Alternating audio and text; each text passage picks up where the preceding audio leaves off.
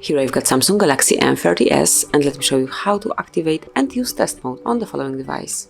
So at first let's open the phone dialer and now enter a secret code, which is *pound or *pound. And as you can see, now we are in test mode, so you can check all the features while using this code, while using this module. And let's start with checking the display. Click on red and check if it's working properly. So as you can see, as I can see, it's okay. Then green, correct as well.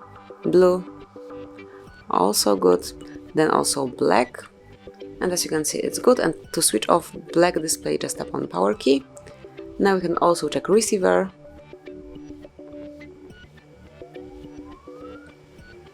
I can hear it properly. Then vibration, they are also working fine.